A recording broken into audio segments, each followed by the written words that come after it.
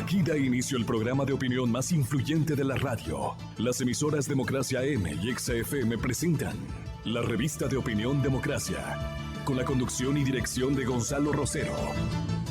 Nos maquillaron los datos, se los llevaron todo. Sin amilanarse, sin amilanarse. Este Ecuador amazónico, desde siempre y hasta siempre. ¡Viva la patria! Combatiremos la corrupción, la de ahora y la de ayer, y la que podría venir, la de dentro y la de afuera. La revista de opinión Democracia, los temas realmente relevantes, analizados con la visión crítica del periodismo libre.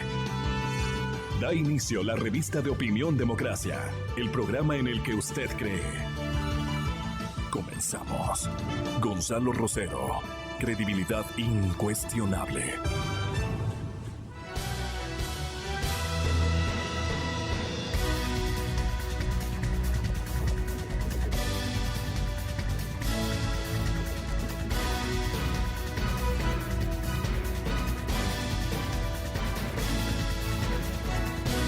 A todos un saludo muy cordial y, como siempre, lleno de respeto para todos ustedes. Tenemos muy importantes invitados y novedades, desde cierto punto gratas y convenientes para el país, pues el esquema o el formato monetario, el programa económico de ajuste, los créditos, los anticipos y desembolsos respecto de la economía ecuatoriana hambrienta de recursos, y perdonen por el término, pero es la que estábamos atravesando.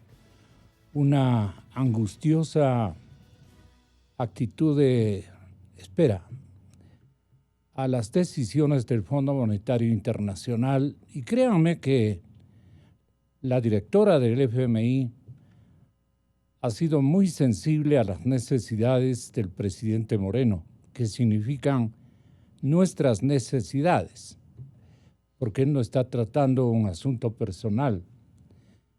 Le cayó bien a la directora del FMI, nuestro presidente, por alguna actitud que a ella le despertó una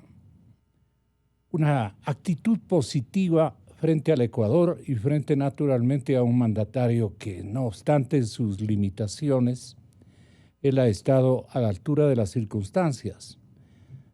Yo no estoy cepillando a nadie, no es mi estilo, pero lo que tenemos que alabar hay que alabar. En este caso, si Richard Martínez estaba con otro presidente, esos alocados, esos prepotentes, que nos ocurrieron por apoyos de ustedes en acciones electorales democráticas, pues la situación habría sido sumamente diferente y distinta, Marquito. Pero yo quería elaborar este comentario de que la directora del Fondo Monetario Internacional ha tenido un comportamiento bastante significativo en favor de la causa ecuatoriana. Ahora que esté más mal planificado, la solución que tenga o goce de una controversia entre economistas y doctores en este manejo es otra cosa. Pero hoy que vamos a estar ya con la presencia de Rodrigo Espinosa, de Marco Flores y ya mismo de Ramiro Crespo, los tres importantes figuras en el tratamiento económico macro, micro y fiscal. Estoy muy entusiasmado de que ustedes puedan beneficiarse de los estudios de ellos y de los comentarios. Entonces, los problemas del acuerdo con el Fondo Monetario Internacional los problemas del acuerdo. Obviamente que subsisten. Deben haber incluso muchísimas diferencias con la contemplación que nuestros técnicos y exministros tienen de este acuerdo en vigencia. Pero en todo caso, señoras y señores, se ha logrado una apertura muy significativa y un desembolso.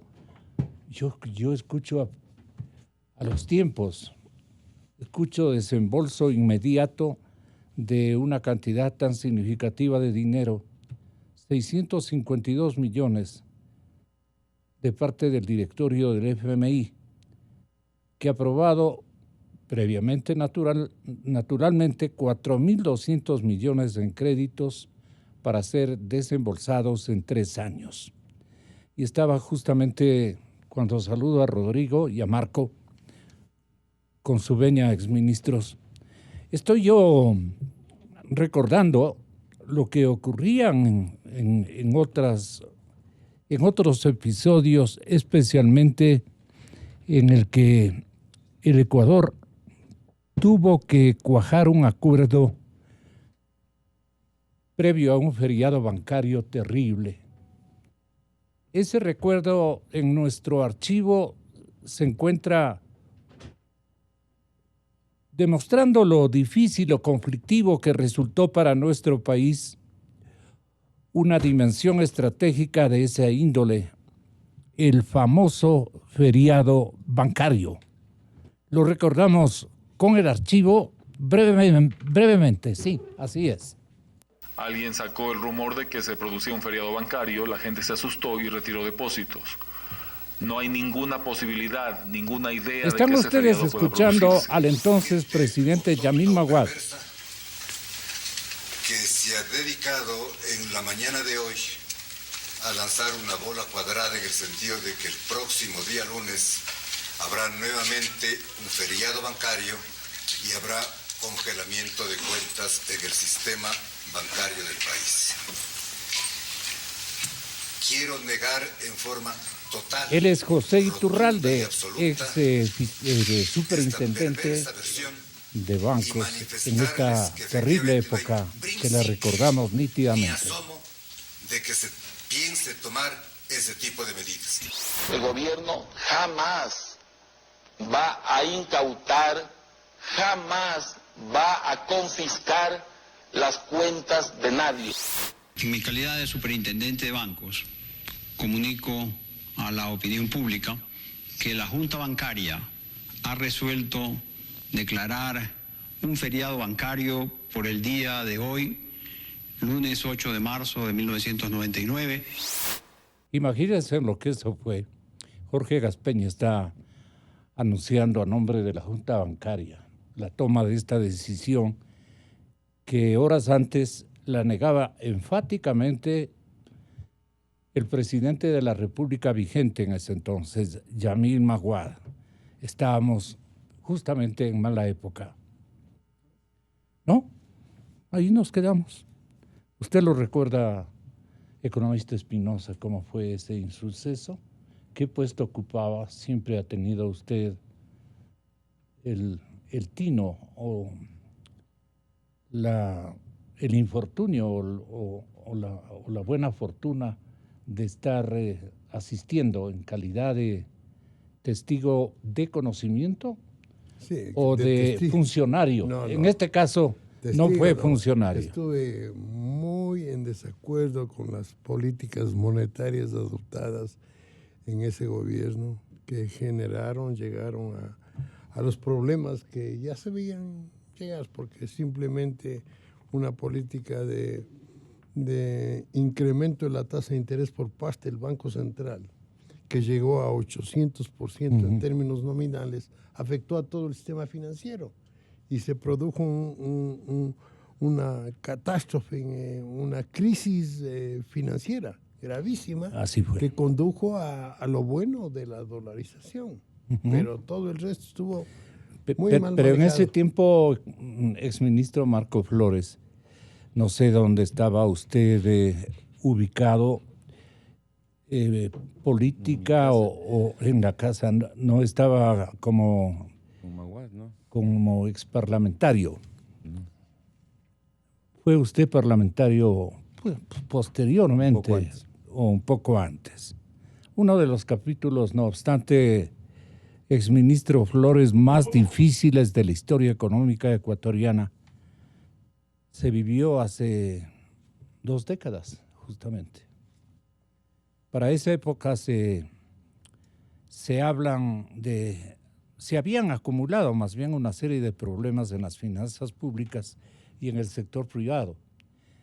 Y desde allí nos nació un pánico a una situación como la que se vivió ese 5 de marzo, día sábado me parece, que se anunciaba el tema.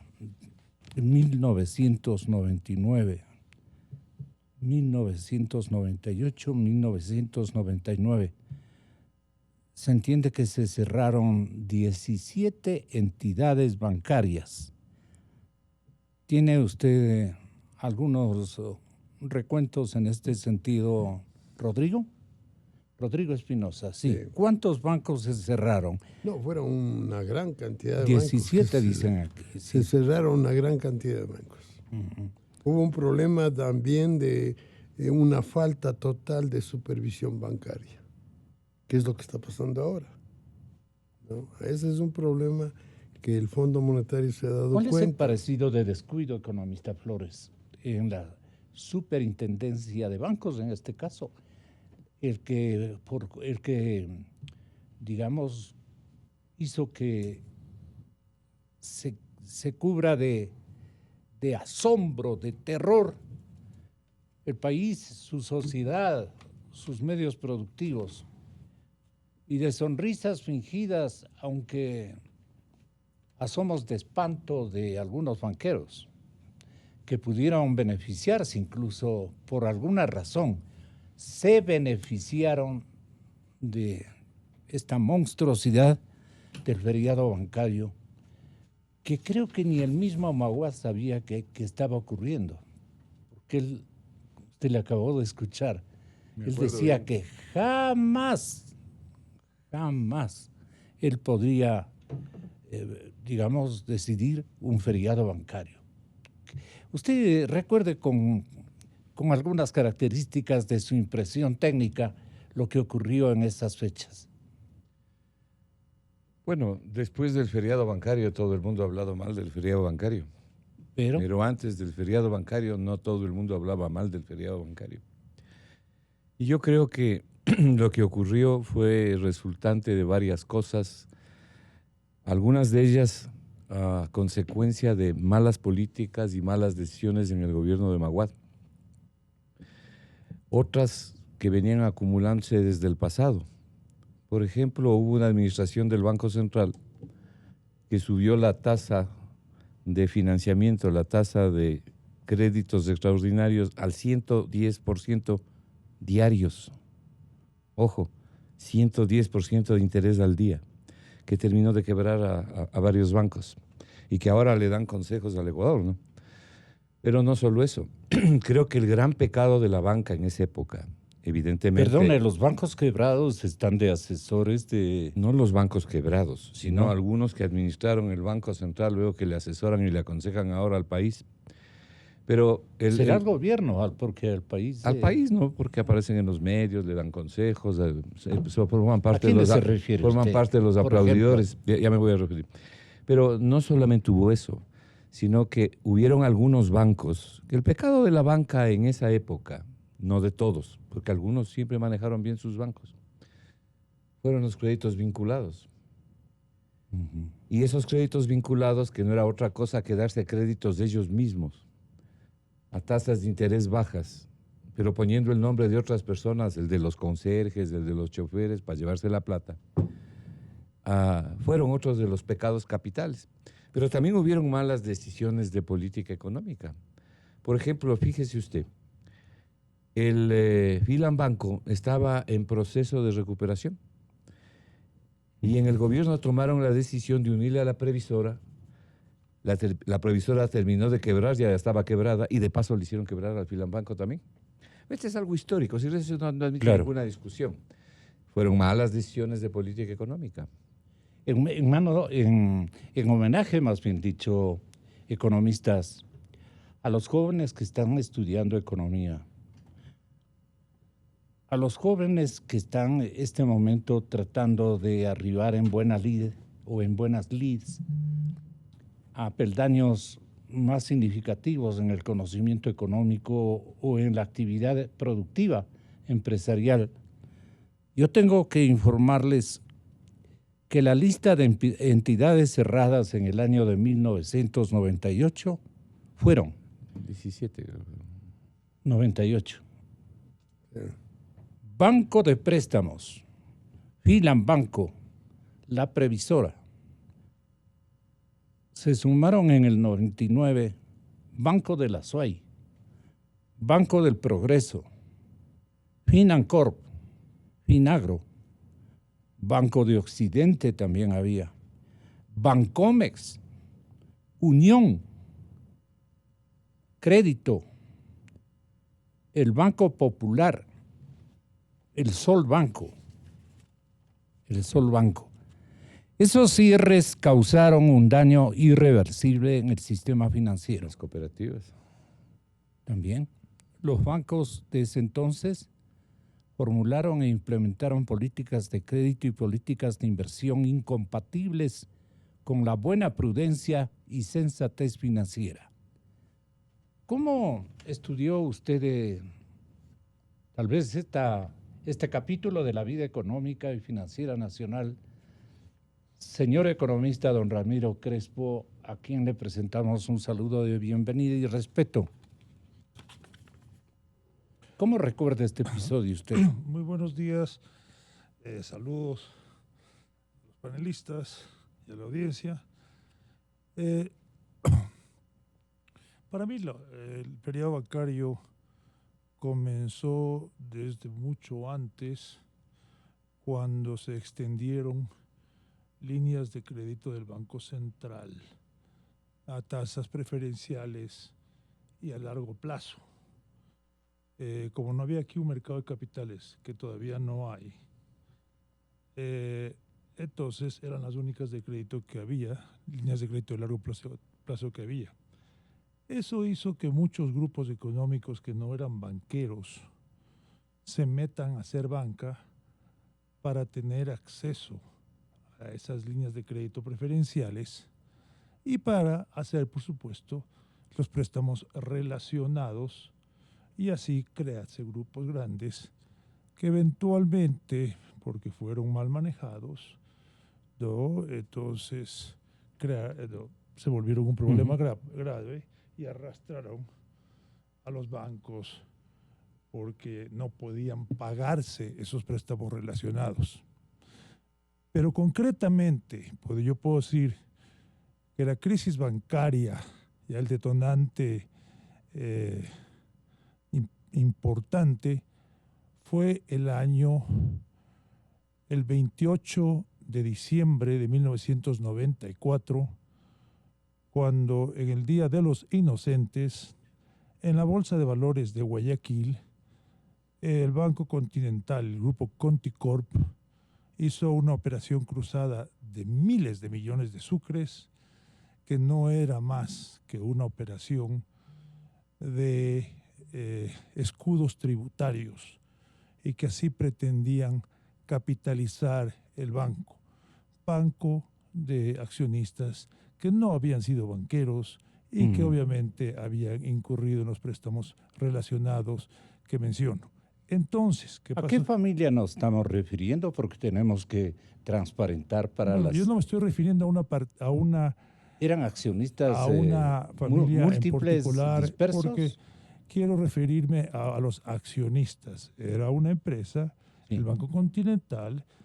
¿Pero quiénes eran los principales accionistas? Le pregunto de otra manera. Los señores, obvio, es público, los señores Ortega Trujillo. Inclusive el doctor Gustavo Ortega Trujillo era el superintendente de compañías. El directorio de la Bolsa de Valores en ese momento, presidido por el doctor Ernesto Andrade Veloz, en los que estábamos Walter Spurrier, Diego Tamariz, Roberto Peñadurini y yo, algunas personas más, ejerciendo sus facultades y obligaciones de autorregulación, pidió una investigación de esta operación. Resultó que al primero, después de que a nosotros nos hicieron la vida difícil, especialmente a los participantes en el mercado de valores, los que teníamos casas de valores y todo eso, resultó que efectivamente esta operación no pudo realizarse, no se le dio paso. Entonces ocurrió algo muy interesante. Primero, había una ley que se había pasado, una ley auspiciada por el Banco Mundial, una ley que el Banco Mundial dio $150 millones de un préstamo sectorial financiero en el año 92-93, en los cuales ponía una cantidad de condiciones para que haya una verdadera banca competitiva y que el Banco Central no intervenga en los rescates a los bancos, y que básicamente estaban prohibidos de dar dinero a los bancos para rescatar. Y en caso de que un banco entrase en problemas, lo que hacían es que el sistema, todos el resto de bancos, se unían y decidían si daban un préstamo subordinado al resto de acreedores, pero que estaba encima de los accionistas, para rescatar al banco. En el caso del Banco Continental, el sistema decidió, todos los bancos juntos, que no lo iban a hacer. Y porque sencillamente, por obvias razones, seguramente decidieron que el banco no era viable, etc. Las autoridades del Ecuador, la Junta Monetaria de ese momento, ¿no?, presidida por la economista Ana Lucía Armijos, ella decidieron que darle un préstamo de $100 millones al Banco Continental, lo cual no estaba dentro de las normas. ¿Y qué pasó? Entonces las autoridades decidieron dar el préstamo de $100 millones para evitar el riesgo sistémico. Yo escribí en esa época un artículo en El Universo diciendo, un momento, si el sistema decide que no va a haber riesgo sistémico si se cierra este banco, ¿cómo es posible que las autoridades se sientan que saben más que el sistema y le hacen un préstamo de $100 millones para mantener este banco? Le dan el préstamo de $100 millones y por un buen tiempo al banco lo dejan administrado por los mismos administradores y se lanzan a una propaganda enorme, una propaganda con un cómico cubano en la que daban sueldo hasta el año 2000, estamos hablando del 95, 96, casa y cosas por el estilo. Entonces, obviamente, y subieron las tasas de captación de depósitos. Obviamente, muchísima gente fue allá. Y lo que era un problema del sistema, un problema que podía haber solucionado con la liquidación del Banco Continental, ¿qué pasó? Se volvió un problema social, porque una cantidad de gente acudió al banco con esa propaganda y todo, y aún con el respaldo que había del Banco Central. El problema creció y eventualmente ocurrió entonces y eso mandó un mensaje, ojo, esto es importante, mandó un mensaje al resto del sistema que el Banco Central estaba dispuesto a que si ellos hacían préstamos arriesgados o se prestaban a ellos mismos o entraban en problemas, mientras más depósitos capten, iban a ser rescatados. Entonces eso creó una situación, lo que se llama riesgo moral. Y se dedicaron muchos banqueros, no profesionales, y con esto quiero concluir la idea porque esa es la parte, digamos, tal vez medular, es no profesionales se dedicaron a apostar más, a prestar más dinero, etcétera, porque sabían que si les iba bien, ellos ganaban. Si les iba mal, perdía el Banco Central, les rescataban. Eso se llama riesgo moral, que para dar un ejemplo de lo que es riesgo moral, si usted tiene una moneda y la lanza al aire, no, yo le digo, a ver, Gonzalo, ¿qué quiere usted? ¿Sello o cara? Usted me dice sello, yo digo cara, muy bien. Si sale cara, yo gano. Si sale sello, tú pierdes. Entonces, eso es lo que se llama riesgo moral. Y eso es lo que ocurrió. Si salía cara, ganaba los bancos, en este caso el Continental y otros más, y si salía sello, pedía el Banco Central, el gobierno y el pueblo ecuatoriano. Exministro Flores, la perspectiva o desde la perspectiva histórica, este crack financiero,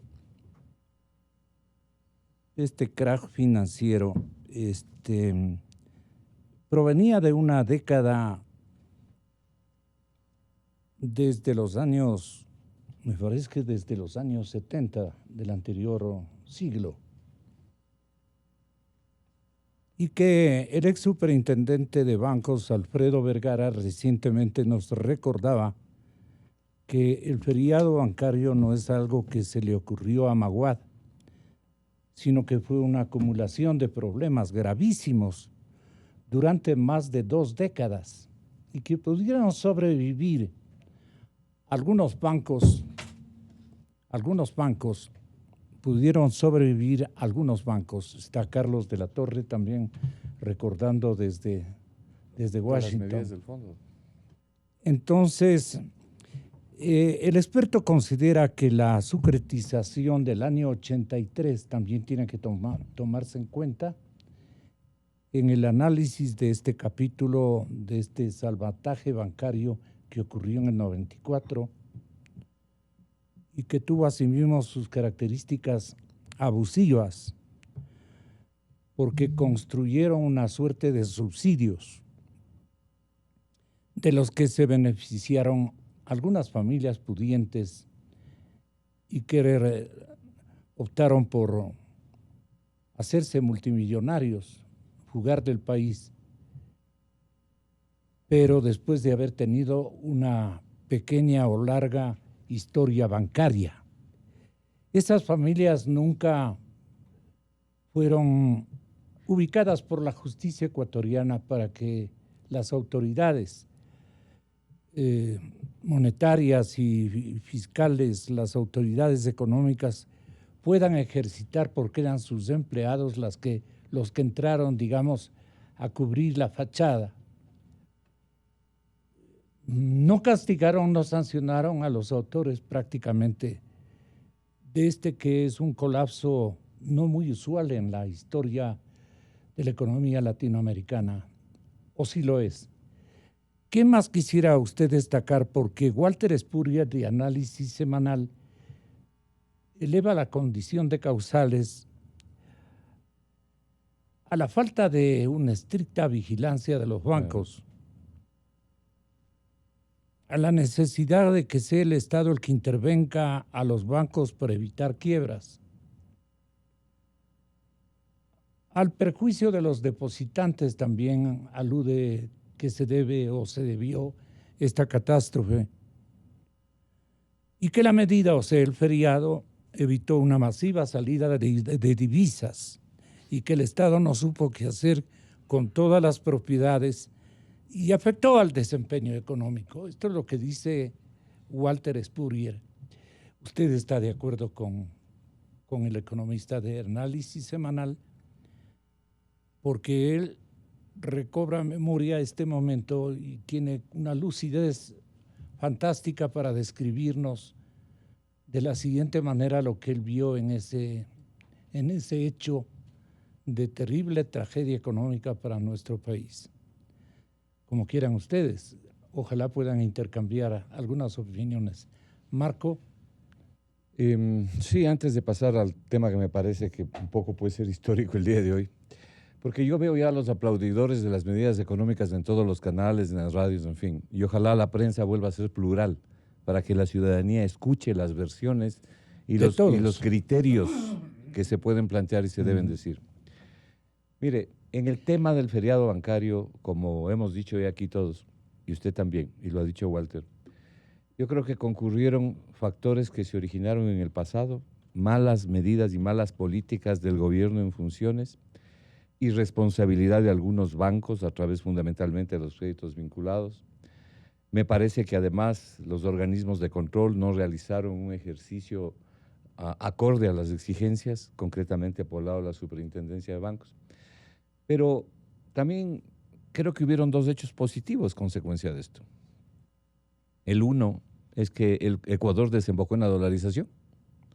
Y se ha sido un hecho positivo en el sentido de que la dolarización no es perfecta, pero a la ciudadanía le ha dado y le ha entregado mucho más ventajas que desventajas.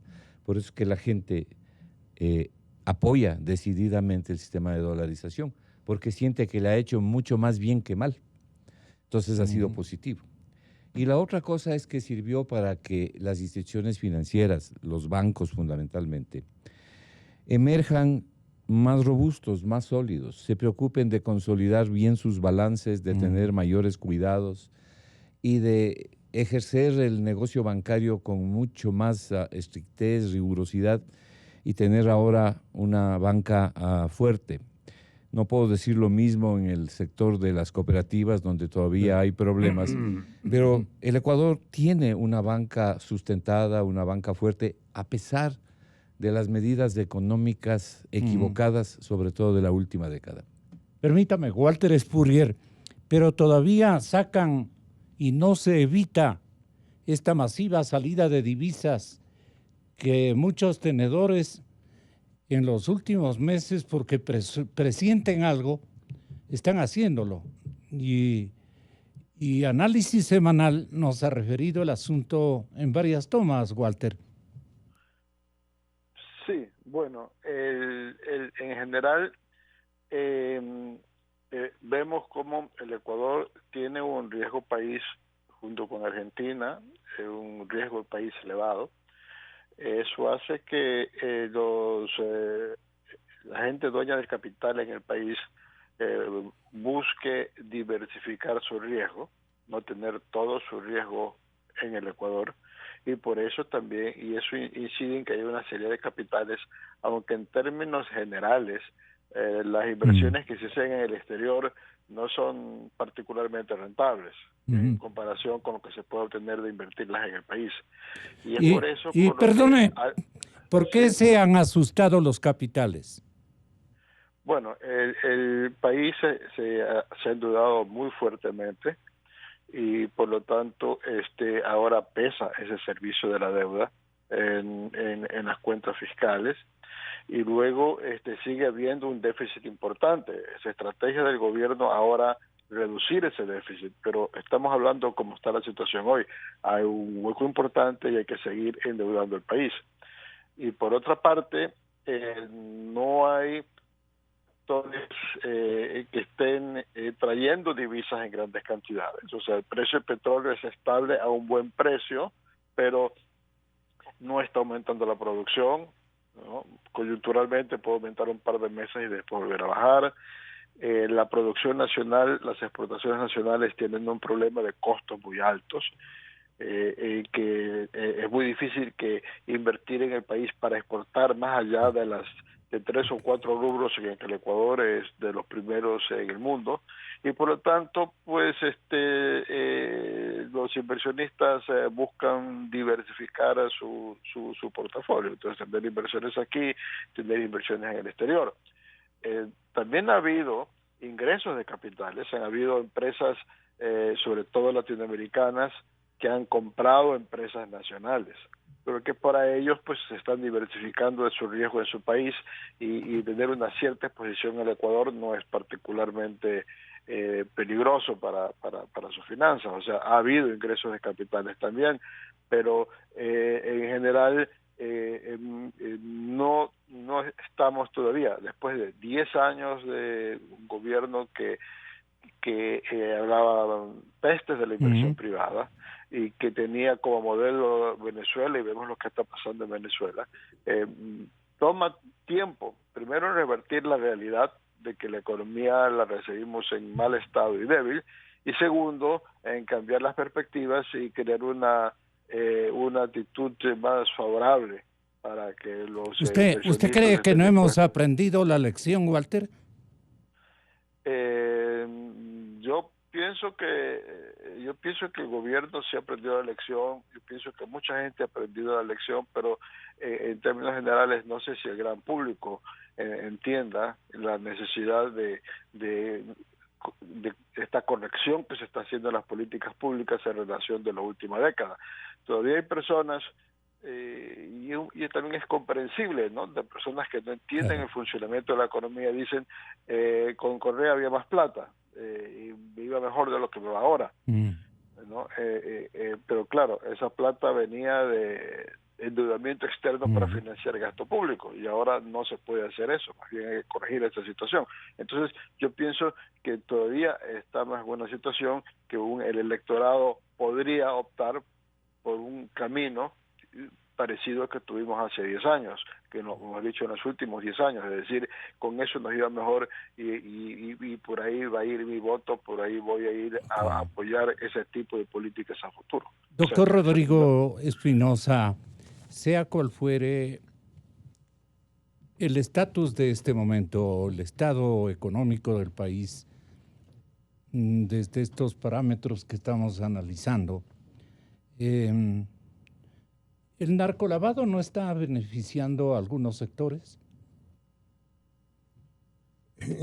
Nunca puede beneficiar una política inmoral como el narcolavado a la economía.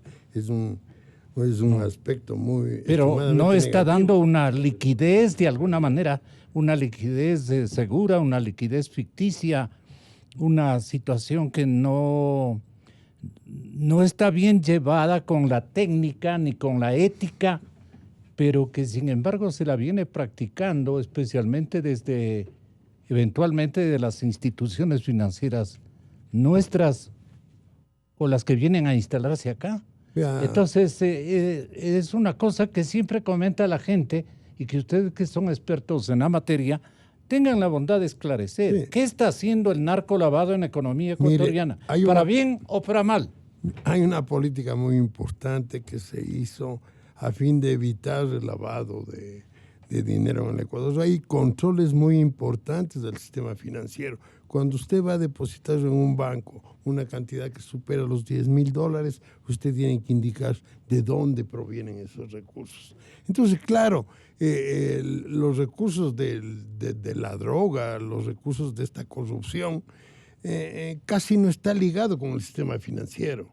Son movimientos en efectivo que se mueven entre ellos. Por eso encuentran en las avionetas llenas de billetes, encuentran en las casas llenas de billetes, pero todavía no se puede apreciar que el sistema financiero esté participando en este tipo de actividades. Lo que sí... Hay mucho dólar enterrado también, ¿no? Digamos, hay una gran cantidad de recursos financieros que están fuera del sistema. Hay recursos que están afuera, hay recursos que están en el país, pero el problema grave que tenemos ahora es que hay una deficiente liquidez en la economía ecuatoriana. Una deficiente liquidez generada... Deficiente, o sea, no hay liquidez suficiente. Eso es porque... sencillamente el país ha venido atravesando unos desequilibrios en la economía que lo han impactado a la liquidez. Por eso es el acuerdo con el Fondo Monetario Internacional, porque el Banco Central ya no tenía recursos para poder financiar las transacciones con el exterior. Y viene el Fondo Monetario Internacional a tratar de aliviar los problemas causantes de la crisis, que son los desequilibrios. Entonces el fondo está dando mucho peso, por ejemplo, a un desequilibrio fiscal que hay en la economía, que es una locura, porque pensar que un país tenga un déficit del 7, del 6% del PIB, y acumulado algunos años de ese tipo de déficits, ha generado problemas muy serios. Y ahora el Fondo Monetario les dice, estoy de acuerdo con algunas políticas que han adoptado ustedes para reducir el gasto, pero tiene que modificarse. Ahora tiene que haber una priorización entre los gastos de capital y los gastos corrientes. ¿Eso qué quiere decir? Que el fondo está empujando para que se limiten los gastos corrientes, y lo va a limitar a través de medidas de control cuantitativo. Entonces, dice otra cosa importante que dicen en el fondo. El representante para América Latina del fondo señaló que estos recursos van a impedir que el Ecuador use al sistema financiero internacional para financiar el presupuesto del Estado.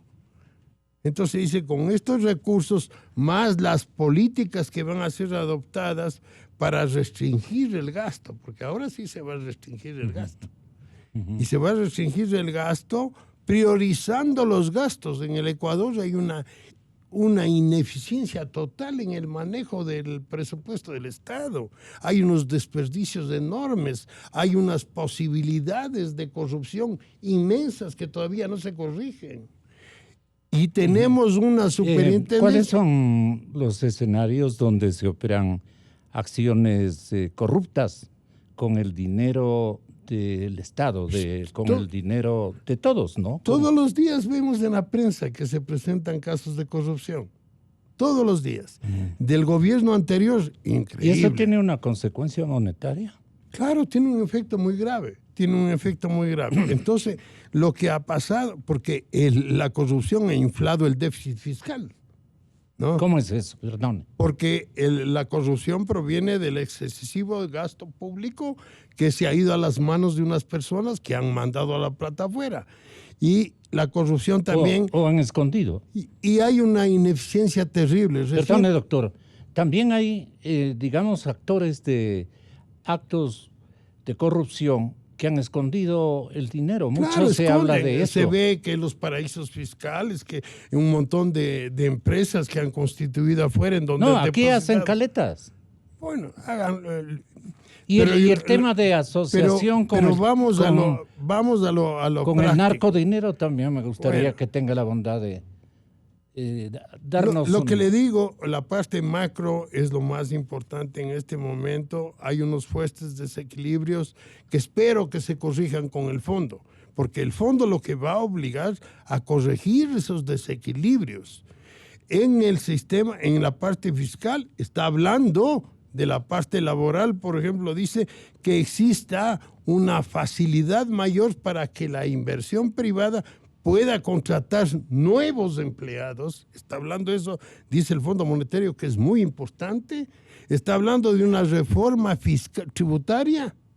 Está hablando del fortalecimiento de las capacidades que tiene el país para vigilar que no se produzcan problemas financieros. Está diciendo muy claramente que debe haber una supervisión más estricta en lo que hace relación al manejo de los bancos y de las cooperativas, porque no es que todos los bancos están bien. Hay bancos que hace mucho tiempo debieron liquidarse porque están en pésimas situaciones. En este momento. ¿Cómo cuántos? Algunos, unos 3, 4 bancos están con problemas muy serios. Entonces ahora viene y el Fondo Monetario les va a decir, no el fondo, sino el EFSAF, que es una unión entre Banco Mundial y Fondo Monetario para analizar la situación financiera del Ecuador, va a decir, estas regulaciones son inconvenientes. Hay un montón de regulaciones inconvenientes y hay otras regulaciones que deberían existir para controlar bien los riesgos. Y eso es lo que no hay en el país. Y seguramente a los bancos les van a obligar a aumentar el capital en relación a los activos en riesgo. Eso va a suceder, porque no es posible que mientras todos nos hemos ajustado en este último periodo, el gobierno ha reducido el déficit, pero el sistema financiero muestra que, por ejemplo, a pesar de la caída de depósitos, siguen incrementando el crédito. Eso es ilógico. Entonces, va a venir una política también de control del sistema financiero a fin de que éste apoye a la resolución de los problemas de los desequilibrios, del desequilibrio de balanza de pagos, del desequilibrio fiscal. Ellos recibieron gran parte del gasto excesivo del gobierno y pudieron adoptar políticas que permitieron atenuar riesgos. Y eso es lo que ha pasado. Dinero peligroso, señor economista Ramiro Crespo, dinero peligroso, le llamo, hasta allí llego.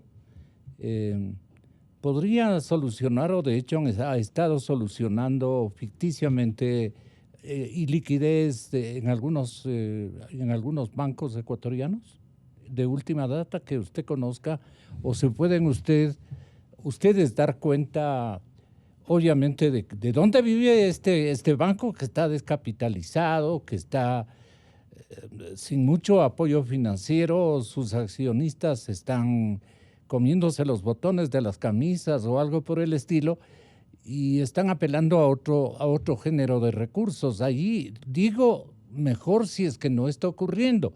Pero si está ocurriendo, este es el momento de intervenir de parte de las autoridades de gobierno y del señor presidente de la República, que él no va a tolerar este tipo de situaciones que estén disimulando en determinados estamentos de la vida, del sector público, digamos, especialmente de los organismos de control, porque después nos hemos de sorprender.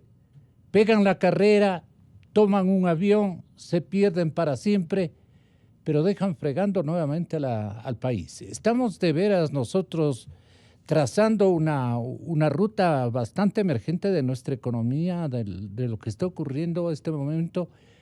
Usted como académico y gran conocedor de la materia a nivel internacional, tenga la bondad de hacernos sonar las alertas propias suyas desde el lado técnico o desde el lado de su visión, no fatalista, sino realista. Tenga la bondad de economista. Muchas gracias. Es muy difícil saber si hay dinero ilegal, criminal, que se lave a través del sistema financiero. Por lo mismo que dice Rodrigo, por la cantidad de controles que hay y porque son muy hábiles esta gente para lavar. Yo creo que están lavando. Usan otros mecanismos. Otros mecanismos, y eso se puede hablar en un momento, como por ejemplo la minería informal. Están usando la minería informal como una forma notable de lavar dinero. He oído inclusive que el mismo gobierno de Maduro utiliza la minería informal. O sea, ¿qué es lo que hacen? Reciben de mineros informales, criminales, mafias que están metidas, refinan en estas refinerías que tienen, luego mandan a Turquía, entiendo, mandan a Turquía, donde parece que tienen algo que ver con un banco, o algunos bancos, son accionistas, etcétera. Ahí los venden, y esos bancos financian, mis fuentes, financian, por ejemplo, las compras a México, de la comida que compran comida a México, que es la que entra a Venezuela, y es la que sirve para dar las canastas a los ciudadanos venezolanos que tienen el famoso carnet de la patria. A los que no tienen son los que han perdido en promedio 10, 15 libras de peso y están sufriendo problemas de desnutrición. Aquí podemos tener problemas muy serios de lavado de dinero a través de la minería informal, por ejemplo, el tema de Buenos Aires. Pero volviendo al tema bancario. ¿Ahí hay un lavatorio gigante, cree usted? Probablemente. Ahora, volviendo al tema bancario, hay una cosa que hay que notar, que la dolarización diferenció un antes y un después. Antes se metieron grupos que querían tener acceso al financiamiento del Banco Central, etcétera, etcétera. ¿Y qué es lo que ganaban? Ganaban mucho dinero con los préstamos relacionados y también con la especulación cambiaria. El primer trimestre del año 99, el Filambanco tuvo 85% de sus utilidades en tipo de cambio. Entonces, los bancos se volvieron, ante el mal manejo de las políticas macroeconómicas, la volatilidad del dólar, se volvieron más bien especuladores en tipo cambiario que prestamistas de dinero para la producción. Entonces, cuando viene la dolarización, se acaba esa especulación en tipo cambiario, aparte que desaparecen muchos bancos, y entran los sobrevivientes, primero demuestran una resiliencia, una resistencia, una fuerza, pero adicionalmente tienen que ser banqueros mucho más profesionales. Entonces, los que quisieron comprarse bancos porque veían como una manera rápida de hacer riqueza, de pronto inclusive alguno que otro lo intentó y tuvo que cerrar. ¿Por qué tuvo que cerrar? Porque ya se volvió no un tema de especulación cambiaria, sino un tema de captar depósitos, cobrar una diferencia por manejar el riesgo, escoger a quién se presta, prestar dinero y ganar la diferencia y saber escoger muy bien el crédito. Adicionalmente, sí se puso muchos mayores controles y la banca ha llegado a un nivel de fortalecimiento tan bueno que a pesar de las arremetidas del gobierno de Correa, la banca ha subsistido, existe, y es una banca en general sólida, que hay excepciones que tienen que ser probablemente compradas por otras instituciones, reestructuradas o liquidadas. Más problemático para el fondo es, por ejemplo, el hecho de que las cooperativas no están cerrando a cada rato, cada vez está creciendo más, no tienen los mismos controles y encajes y cosas que tienen los bancos, entonces es una cosa peligrosa si no se la maneja bien. Y también el fondo, por supuesto, está muy preocupado de que el Banco Central no tiene balances que pueda ser públicos. ¿Por qué? Porque supuestamente son reservados desde la época de Correa. Entonces ahí lo que hay que hacer es una demanda constitucional, porque no puede haber una cosa como el balance del Banco Central que sea reservado.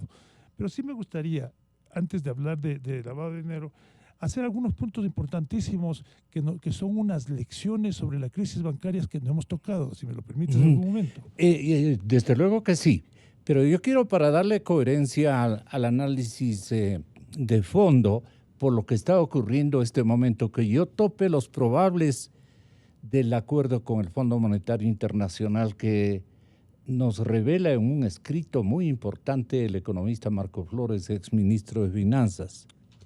Él se hace la siguiente pregunta.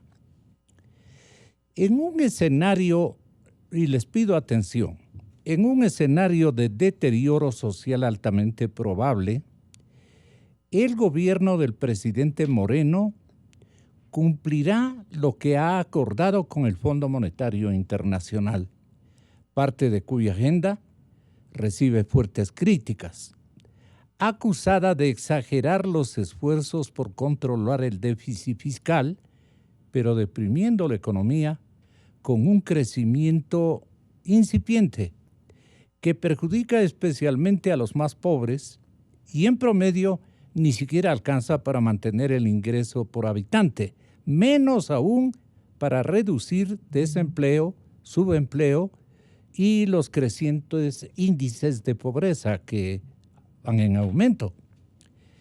Solo los muy cercanos al gobierno y su equipo económico conocen o finalmente conocerán a qué se ha comprometido con el Fondo Monetario. Sin embargo, con la inclusión de varias nuevas condicionalidades, es muy esperable que la carta de intención del año 19, nos referimos al 2019, a este año, exija y contenga muchos de las que fueron acordadas el año 2003, y ustedes pueden recordarlo, distinguidos macrotécnicos, si vale decirles así, y no fueron cumplidas por el gobierno ecuatoriano además. Entre ellas aparecen previsibles las siguientes. Marco Flores dice: eliminación del déficit fiscal hasta el año 2021. Aumento de precios en servicios públicos, particularmente telefónicos. Esto no van a anunciar con bombos y platillos, no, desde luego. Transferencia del control de la administración aduanera al Servicio de Rentas Internas para evitar o por lo menos detener el auge del contrabando. El congelamiento de sueldos y salarios. La reforma legal que permita la unificación salarial, flexibilización laboral, reducción del número de servidores públicos y disminución de la masa salarial nominal del gobierno central. Estarán escuchando seguramente en Francia don Richard Espinosa. Él está por allá.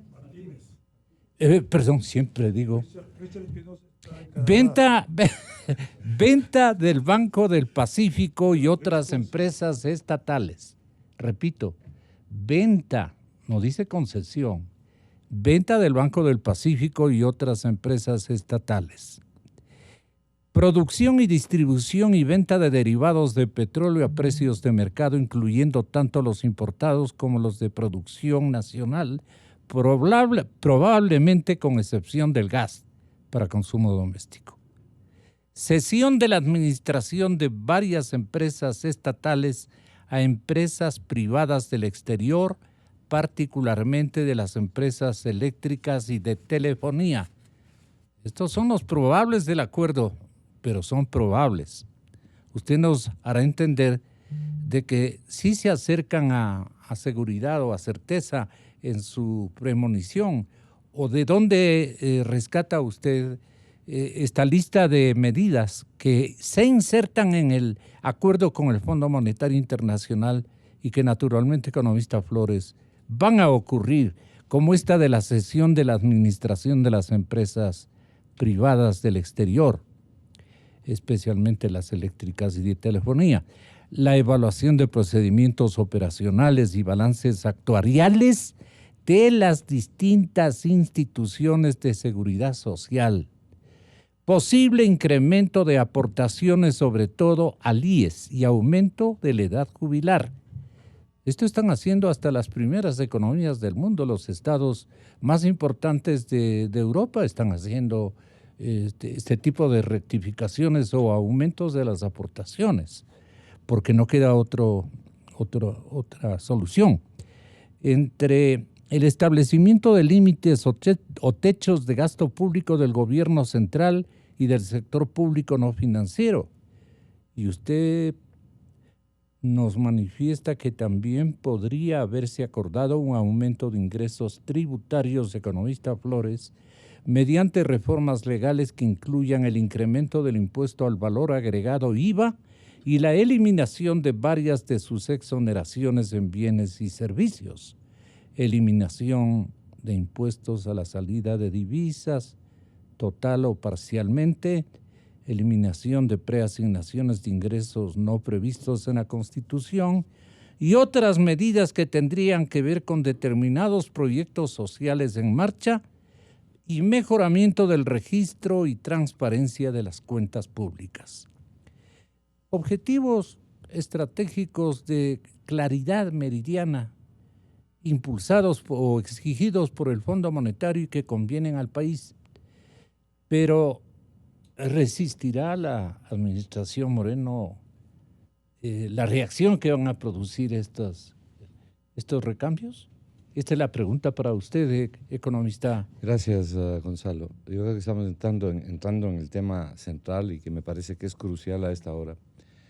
Bueno, primero, yo no pertenezco al grupo ni cercano ni lejano, pero sobre todo cercano del ministro Martínez, que conocen bastante bien lo que ellos han firmado en cuanto a la carta de intención. Los ecuatorianos no conocemos qué es lo que dice la carta de intención. Ellos sí conocen, nosotros no.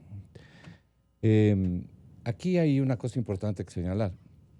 Yo les traje algo. Perdone, es que esta parte es muy importante, o sea que a nosotros no nos están informando la plena, como dicen aquí. Me voy a referir no, a eso. Pero por supuesto que no nos están informando, no hay la plena duda. No solo eso, sino que yo creo que no hay la transparencia necesaria que debería haber.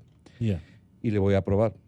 Pero yo les traje algo a usted de recuerdo y de regalo para sus Pero archivos. no especulaciones, dirá tal vez Richard. Yo no hablo nunca con especulaciones. Con respeto le sugiero. Y lo que digo lo puedo probar. Ok. Pero, mire, el Ecuador ha firmado 18 acuerdos con el Fondo Monetario en toda su historia. ¿Cuántos ha cumplido? Ninguno ha cumplido totalmente. En gran medida porque no ha podido cumplir, independientemente de que se hayan o no desembolsado la totalidad de los recursos. Tal como usted lo ve, no va a poder ser cumplido. A ver, analicemos un poco. Le decía que le traje algo para sus archivos, porque usted es uno de los pocos periodistas que ha visto esto en primera fila, lo que hemos visto en el desarrollo de la economía y los acuerdos con el fondo. Mire, el único acuerdo que se ha firmado con el fondo en dolarización, hay uno solo, el del año 2003. Todos los anteriores es cuando la moneda era el sucre. Pero en el año 2003 ya estábamos dolarizados. ese acuerdo fue firmado en el gobierno del coronel Gutiérrez, cuando era ministro de Finanzas nuestro amigo Mauricio Pozo. Muy bien. Yo recuerdo que salió el gobierno con bombos y platillos, y haga memoria, y dijo que ha obtenido un acuerdo en tiempo récord, lo cual probaba el éxito de la dirección de la política económica y que esto era una maravilla para el país. Aquí está la foto de la firma del acuerdo en el periódico, pero me quiero referir a una declaración del coronel Gutiérrez, te lo voy a dejar, que me parece muy importante. Voy a leer textualmente la declaración de él, que 3 líneas dice: como lo ha hecho en cuanta reunión ha tenido, Gutiérrez insistió en que el acuerdo con el fondo es vital para la reactivación de la economía ecuatoriana y para resolver la pobreza. Recalco y subrayo la última parte. El acuerdo con el fondo es vital, dice, para la reactivación de la economía y resolver la pobreza. Pero resulta que la pobreza se ha incrementado sustancialmente. Bueno, vea, yo le dejo esto para su recuerdo, porque ese acuerdo tampoco se cumplió y explotó, no se pudo cumplir. Pero, Marco, en esa época la economía mejoró, hubo una reducción de la pobreza. Muy bien. Sustancial. Ya vamos a ver. Son los niveles de crecimiento más altos, los niveles de crecimiento más altos de la década de los 2000. A ver, me voy a tener que pasar a la pobreza. La pobreza yo quería llevar una... Mejor, pero vamos dando en el clavo. Quería llevar una secuencia de lo que le estoy diciendo, porque hoy en día se está diciendo también que el acuerdo con el fondo no puede servir de chivo expiatorio para las malas políticas económicas. Hay cosas que hay que hacer con fondo o sin fondo, ¿no? Porque hay cosas que son evidentes de hacer. ¿Martínez le está utilizando al FMI? No estoy diciendo que le está utilizando al FMI, pero yo creo que se está sobrecargando la mano sobre las esperanzas de lo que significa el Fondo Monetario. Bueno, Rodrigo me está obligando a pasarme al tema de la pobreza. Yo jamás he hecho una aseveración ni he citado una cifra que no la pueda respaldar. Usted ha dado lectura a algo que yo escribí hace 15 días, sin conocer en absoluto ni cuándo se aprobaba, ni qué es lo que se aprobaba. Mire, esto que está aquí, ¿no? Y no sé si hay una cámara que nos ayude, son las cifras de la pobreza en el Ecuador. Una de las críticas que yo tengo a la formulación... ¿En qué años? Déjame, escúchame y luego tú hablas.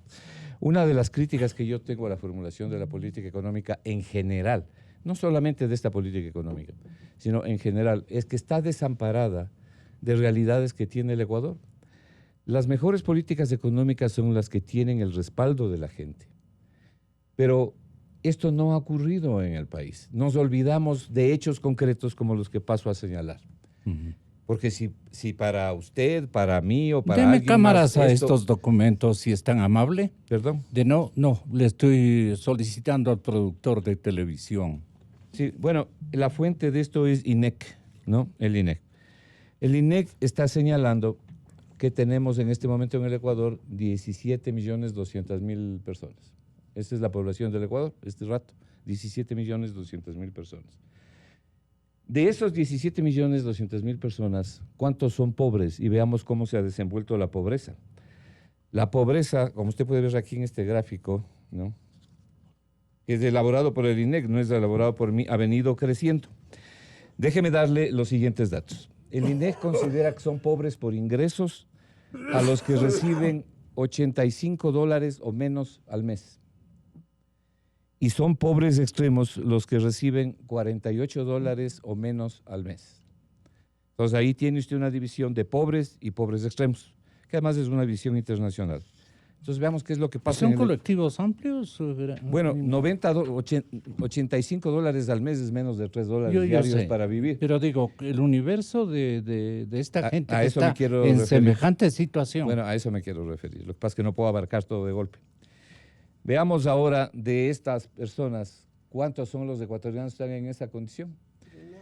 Mire, ¿cuánto estás hablando que dices que subió la pobreza? Sí, aquí está pues el gráfico de pero cómo ha subido la pobreza. ¿Qué dices del fondo? Esto es lo que estoy hablando. Cuando Mauricio Pozo fue ministro, ¿qué pasó con la pobreza? No. Yo lo que he dicho es que en el gobierno del coronel Gutiérrez no se pudo cumplir el acuerdo con el fondo y que el coronel Gutiérrez declaró que esto iba a servir para eliminar la pobreza. Eso es lo que él declara y estoy citando una declaración. Pero, Marco, bueno, a ver, ¿me vas a dejar hablar o tengo que contestarte a ti? Pero no puedo permitir que se lancen cosas no en el puedo aire. Permitirme. Porque yo te estoy diciendo, ¿bajó o no bajó la pobreza en esa época? Pero respetemos el contexto de Flores y luego usted habla... Pero por supuesto, como yo respeto a los demás. Además, cada cual tiene sus propios criterios.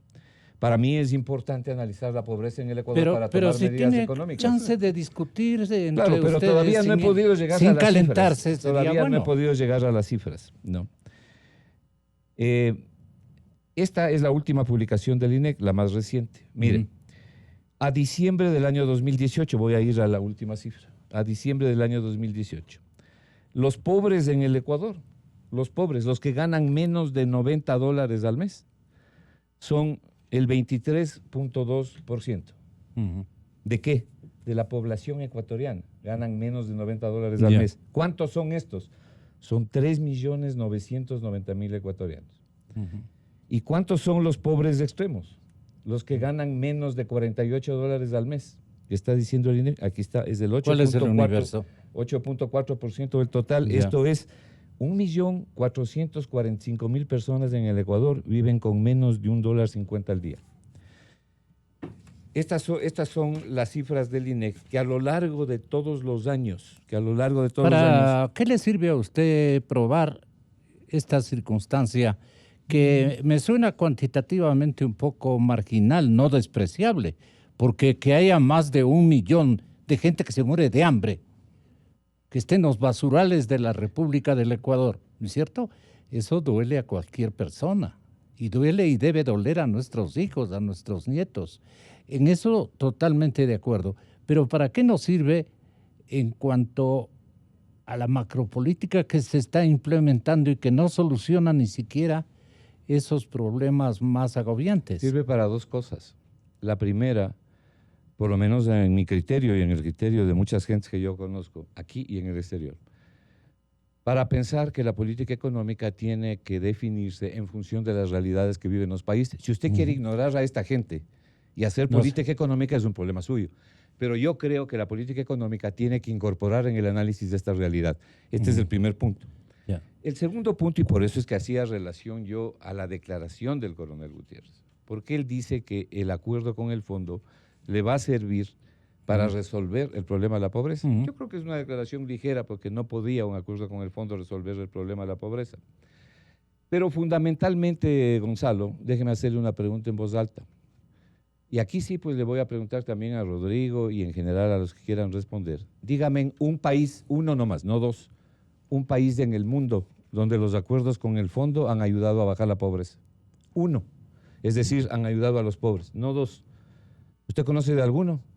¿Usted conoce de algún país donde las políticas del Fondo Monetario que deprimen la economía, lo cual no quiere decir que no haya el fondo lo que tiene que hacer es decir el formato económico que está utilizando su país. Le han dicho a usted en alguna ocasión que tal vez usted también protagonizó algún hecho con el Fondo Monetario Internacional. Claro, sí, bueno, todos hemos. Ya. Tienes que corregir tus políticas. Pero sin duda. Para yo prestarte dinero, no es mi dinero, es dinero también del fondo. Le deben haber dicho y deben decir a todos los ministros de finanzas del mundo. Tú tienes que apegarte a estas políticas que exige el fondo para que me puedas pagar. Y tú sabrás si recibes o no mi beneplácito o mis recursos, si te convienen o no. ¿Puedo terminar el punto para que puedan hablar las dos personas? Lo que estoy tratando de decir, Gonzalo, no es que no hay que hacer cambios. No estoy diciendo que las cosas están bien y que no hay que hacer nada. No estoy diciendo eso. Y no estoy diciendo eso por una razón muy simple, porque no soy un tonto. Lo que estoy diciendo es que las medidas del Fondo Monetario, ni ahora ni nunca, ayudan a resolver el problema de la pobreza. Eso es lo que estoy diciendo. Pero creo que hay que hacer determinados ajustes. Yo me acuerdo, por ejemplo, cuando Rodrigo Espinosa declaraba cuando era ministro de Finanzas. Decía él, decía él en el gobierno del ingeniero Febres Cordero, cuando era ministro de Finanzas, decía que cómo es posible que este Fondo Monetario venga aquí a exigir que se elimine el subsidio a la electricidad y solo permita que esté bajo el subsidio un foco y un radio. Eso decía él. Pero aquí el punto no es ese. ¿Qué decía usted? Aquí hay que hacer ajustes, sin duda. Pero no nos equivoquemos ni sobredimensionemos las posibilidades de los ajustes. Este es mi punto. Ok. Tenga la bondad. Vea, se dicen cosas como que los acuerdos con el fondo afectan a la pobreza, generan más pobreza. Eso es totalmente falso. Tenemos países aquí en América Latina que han acudido al Fondo Monetario Internacional y han reducido la pobreza y manejan políticas convenientes para sus países. Que le dé un nombre. Colombia es uno de ellos. Otro país, Costa Rica. La República Dominicana. Han firmado acuerdos con el fondo y han mejorado la situación. Y hay que hablar con conocimiento. Pero Colombia no tiene una doble economía. No, perdóneme. Hablemos cosas claras en este momento. El Fondo Monetario está señalando, la directora del Fondo Monetario Internacional está señalando que lo que hay que hacer es evitar que se afecten los grupos vulnerables, los pobres. El director, uno de los vicepresidentes del Fondo Monetario, viene acá, visita el país y le felicita al presidente de la República por los proyectos sociales. Y en las pocas cosas que se conoce de este convenio, la recomendación de la señora Lagarde es que se preocupe de los más pobres. Pero ¿qué es lo que dice? Ampliar la cobertura y aumentar el nivel nominal de beneficios bajo los programas de protección social existentes. Le están dando un peso increíble al problema de la pobreza. Esto le están diciendo. Y para que usted pueda corregir los problemas de la pobreza, tiene que eliminar los desequilibrios graves. Un desequilibrio grave que hay en el país es el desequilibrio fiscal, que indudablemente la corrección del desequilibrio fiscal va a generar que la economía ecuatoriana no pueda crecer como están diciendo las autoridades, que va a haber una limitación del crecimiento. Entonces, por eso dice, como se va a generar, va a haber un lento crecimiento. Ellos ni siquiera hablan de crecimiento, el Fondo Monetario, con este programa. Lo que dicen es que va a ayudar a corregir los desequilibrios y cuidado que estas medidas que van a impactar contra la actividad económica, algunas de ellas, afecten a los pobres. Eso están diciendo. Una de las cuestiones importantes es que el país está atacando los problemas graves macroeconómicos que tiene. Habla de la supervisión bancaria, habla de los trámites inmensos. Recién apareció una columna en El Comercio de Vicente Albornoz que señalaba cuántos trámites se requieren, obliga el Ministerio del Trabajo a las empresas. Entonces, el FMI orienta en este sentido. El FMI reclama. Mire, no solamente es el FMI, es el Banco Mundial. Ya. Aquí la gente dice, al Banco Mundial ya nos estaba prestando plata. No, el Banco Mundial ahora nos va a prestar plata porque tenemos un convenio con el fondo. Y el Banco Mundial se va a dedicar a mejorar las políticas macroeconómicas en el país. Por ejemplo, van a tratar de eliminar esa gran cantidad de requisitos que obligan al empresario y a todos los ecuatorianos. ¿Cómo ve usted la cosa, economista Crespo? A ver, el Fondo Monetario y el Banco Mundial, ¿no? El Banco Mundial es el Banco Internacional para la Reconstrucción y Desarrollo, fueron creados como parte del sistema económico mundial luego de la Segunda Guerra Mundial. Ahí tuvo mucho que ver Lord Keynes y el señor White, el secretario del Tesoro de los Estados Unidos, la famosa reunión de Bretton Woods. Lo que yo le puedo decir, también contribuyó el Plan Marshall, es que obviamente hubo enorme pobreza, destrucción, desempleo. Por las guerras. La gente estaba totalmente desubicada, habían muerto millones de personas y ahora esos países están totalmente recuperados. Entonces, si queremos hablar por disciplinas de políticas, queremos hablar de éxito, podemos decir que el Plan Marshall, el Banco Mundial y el Fondo Monetario Internacional tuvieron mucho éxito en la reconstrucción y desarrollo de los países afectados por la guerra. En los años 70, Inglaterra recurrió al fondo y luego no ha vuelto a recurrir. ¿Por qué? Porque obviamente el fondo es para apoyar en situaciones difíciles, pero lo que los países tienen que hacer es tratar de recurrir lo menos posible al fondo porque manejan bien las cosas. Digamos, si usted está yendo de Quito a Guayaquil y se queda sin gasolina por falta de previsión en la mitad del páramo, y viene alguien y le llena y le da 3 o 4 galones de gasolina, entonces usted puede decir, sí, ahora sí vamos a llegar a Guayaquil, gracias a Dios, porque nos dieron la gasolina. Pero si sigue siendo tan irresponsable... Ya, el ejemplo es válido. Pero quisiera acabarlo, por favor. Entonces, pero si usted sigue tan irresponsable que por exceso de velocidad, como fue, digamos, en la época de Correa, que no fue más que un exceso de velocidad económica y un despilfarro increíble, y por imprudente se estrella, ya no es culpa del que le dio la gasolina, es culpa del país.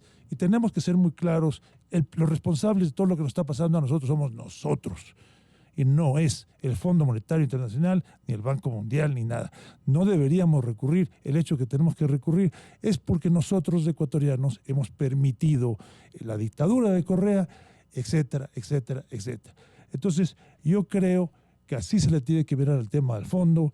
Y no, si hubiéramos tomado las previsiones, si hubiéramos mantenido los FEIREPs, los fondos, etcétera, como el fondo soberano que tiene Noruega, o como los fondos que tiene Quebec y tienen en Canadá, por ejemplo, de empleados públicos, etcétera, para mantener, y que se han capitalizado enormemente y fortalecido los mercados de valores y las empresas, sería una cosa muy distinta.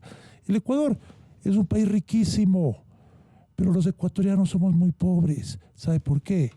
Porque esto es del Estado, y el Estado es una entelequia que se toman. No sabe gobernar. Se toman, no. Las ventajas comparativas que tenemos. Perdónenme. La manera, en otros países, un John Rockefeller creó de la nada Standard Oil, que luego puede haber abusos monopólicos o lo que sea. Aquí, un John Rockefeller, si quiere hacer un negocio petrolero, no puede crear una compañía aquí porque el subsuelo es del Estado, etcétera, etcétera. El petróleo, ¿sabe lo que hace? Se mete en la política partidista, se mete al gobierno y hace precisamente negociados petroleros, etcétera, etcétera. Es por eso están algunas personas en la cárcel. Entonces, ¿qué es lo que pasa? Las empresas del Estado deberían ser muchísimo más eficientes y deberían ser de todos los ecuatorianos. Es un país muy rico, con gente muy pobre. Adicionalmente, nuestras pensiones le estamos dando a un seguro social que es absolutamente corrupto, no quiero usar la palabra corrupto, absolutamente irresponsable. Y aparte de eso, la mitad, 7.500 millones, invierte ¿en qué? En el mismo Estado. Y a unas tasas del 5 al 7,5%, mientras el Estado se está financiando el mismo riesgo Ecuador, a tasas de 10,75. Entonces hay una discriminación de precios, de rendimientos a nosotros, a nuestras pensiones. Entonces los gobiernos de turnos pueden decir que su déficit global es menor, que se están financiando a un costo menor, pero por otro lado tienen que esconder los estudios actuariales. ¿Por qué? Porque estamos realmente en problemas. Dejemos que piense la ciudadanía. Nosotros lo que tenemos que hacer, ahora tenemos que solucionar definitivamente el problema del seguro social y tenemos que solucionar el problema de las empresas públicas. Para comenzar, y lo he dicho siempre, balances auditados. No hay balances auditados de Petroecuador, de CNT, de ninguna de las empresas públicas cuando la ley y la Constitución lo exigen. Muy bien. Dejemos esto para una próxima oportunidad, seguir en controversia. Economista Flores, un minutito si es tan amable. Solamente quería hacer una aclaración. La mejor forma de reducir la pobreza es con crecimiento económico. Cuando usted tiene una política económica que pone la carreta delante de los caballos y se olvida del crecimiento económico porque tiene fanatismo por el déficit, no se ayuda a los pobres. Le quiero dar una cifra. Y los países que han bajado la pobreza son los que han aumentado más su crecimiento económico. Le quiero dar una cifra que acaba de salir y que no es una buena noticia para los argentinos.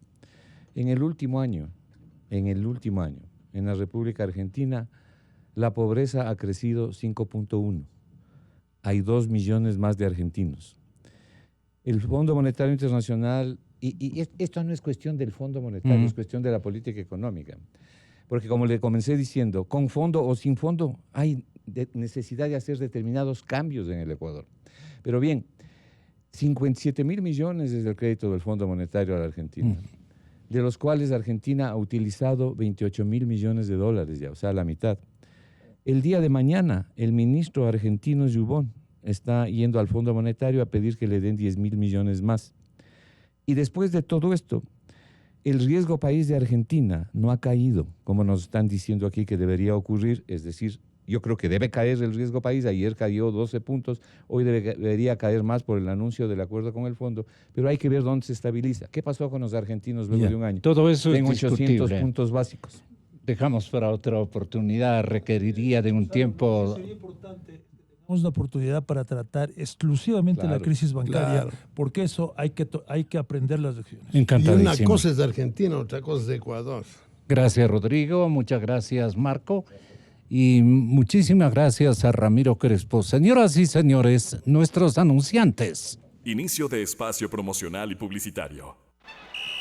Y bueno, señores, continúa el partido, avanza por el centro, mete el pelotazo largo por la banda, qué peligro, se viene el centro, cabezazo y 10 dólares.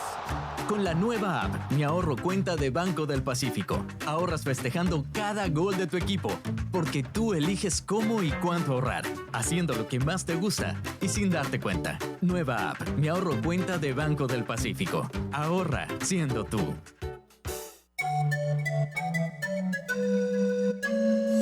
Por las parroquias y cantones de Pichincha, por el futuro y por la... Vamos a crear una planta procesadora de basura, con la que generaremos energía renovable para la productividad de Pichincha. Para la prefectura, Pablo Vélez. Movimiento Plurinacional Pachacutic. Todo por Pichincha. Vota Todo 18. Prefectos, CNE 2019. Si tienes más de 60 años, pon atención a la calidad de tu visión. Es común que empiece el proceso degenerativo del cristalino y tengas catarata, la opacidad del lente natural interno del ojo. En Clínica Santa Lucía, encuentra tu diagnóstico y tratamiento de vanguardia para este y todos los problemas de la visión. Visítanos, la solución en un solo lugar. Clínica Santa Lucía. www.clinicasantalucia.com.es y síguenos en Facebook. Clínica Santa